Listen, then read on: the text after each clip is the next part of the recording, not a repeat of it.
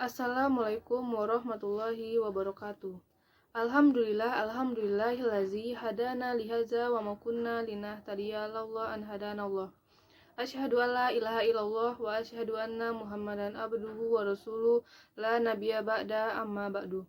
Puji berserta syukur atas kehadiran Allah Subhanahu wa taala yang telah memberikan rahmat dan karunia-Nya kepada saya sehingga saya diberikan kesempatan untuk membuat video kali ini. Salawat dan salam tidak bosan-bosannya saya hadiahkan kepada junjungan kita, yakni Nabi besar Muhammad SAW, yang melafazkan Allahumma sholli ala Sayyidina Muhammad wa ala ali Sayyidina Muhammad. Baiklah, yang terhormat kepada dosen pengampu bahasa Indonesia dan yang terhormat kepada teman-teman semua. Baiklah, saya dinamai Sari, NIM 3222055, akan membacakan pidato mengenai perbedaan antara sistem ekonomi Islam dan sistem ekonomi sosialis. Sistem ekonomi telah menjadi topik yang hangat diperbincangkan dalam beberapa tahun terakhir, terutama dalam konteks perbandingan antara ekonomi sosialis dan ekonomi Islam. Meskipun keduanya memegang berbagai nilai dan prinsip yang berbeda, keduanya mempunyai tujuan yang sama, yaitu untuk mencapai kesejahteraan sosial secara umum. Salah satu perbedaan antara ekonomi Islam dan ekonomi sosialis adalah dalam hal kepemilikan aset.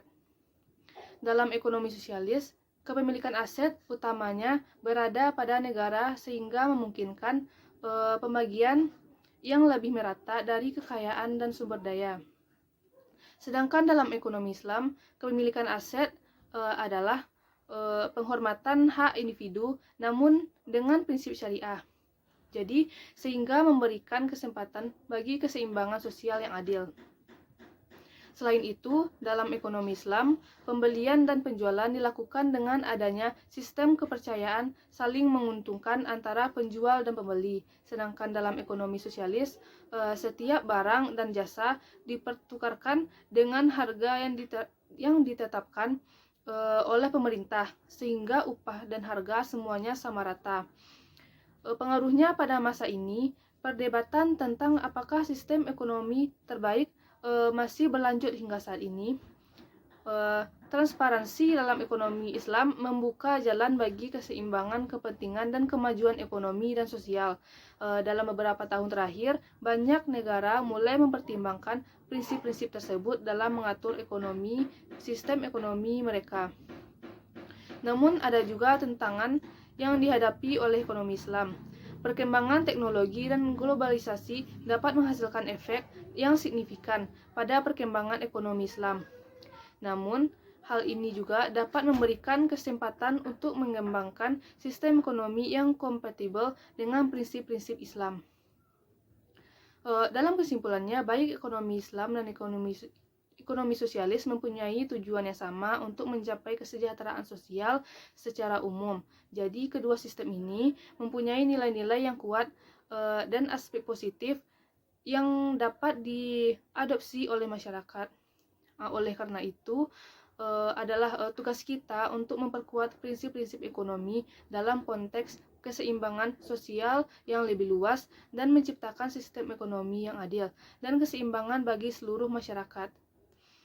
Terkait dengan pembahasan tentang ekonomi sosial dan ekonomi Islam ini, sebenarnya terdapat beberapa konsep atau prinsip yang bisa saling melengkapi di dalamnya.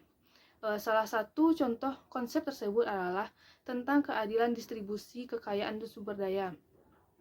Keadilan distribusi kekayaan adalah salah satu prinsip utama dalam ekonomi sosialis. Jadi konsep ini mengatur tentang bagaimana seharusnya pendapatan dan sumber daya dibagi secara merata dan adil di antara seluruh anggota masyarakat.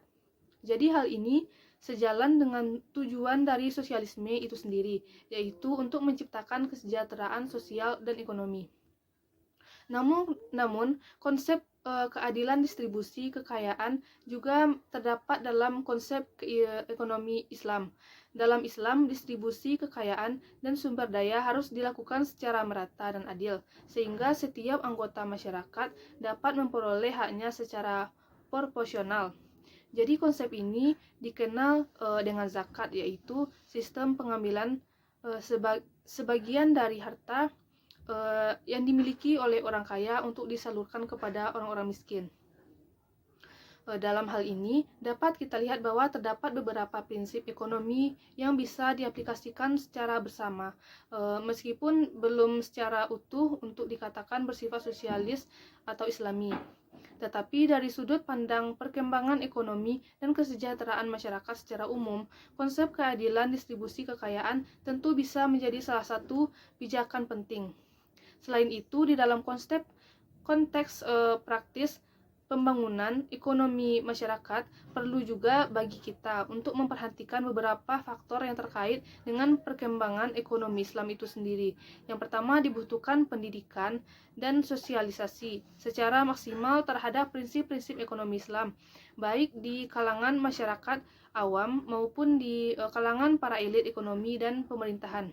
Yang kedua, perlu diadakan pengembangan sarana dan prasarana bagi para pelaku ekonomi Islam. Sebagai contoh, dapat dilakukan pembangunan pusat perdagangan yang berbasis syariah dan menjadi pilihan bagi para investor dan konsumen yang mengapresiasi prinsip-prinsip Islam. Selanjutnya, jadi dengan mengaplikasikan prinsip-prinsip yang bersifat universal tersebut, maka pengembangan ekonomi Islam tetap bisa berkembang di tengah persaingan yang semakin ketat di dunia global. Seiring dengan pesatnya perkembangan era digital dan industri, jadi terdapat peluang besar bagi perkembangan ekonomi yang berbasis teknologi dan inovasi. Oleh karena itu, di tengah kompleksitas tantangan dan peluang yang ada, kita perlu terus memperkuat konsep-konsep dasar ekonomi dan ekonomi Islam dan ekonomi sosialis. Mungkin hanya sekian yang dapat saya piratokan pada hari ini. Jika ada salah, saya mohon maaf. Wabillahi taufiq wa hidayah. Wassalamualaikum warahmatullahi wabarakatuh.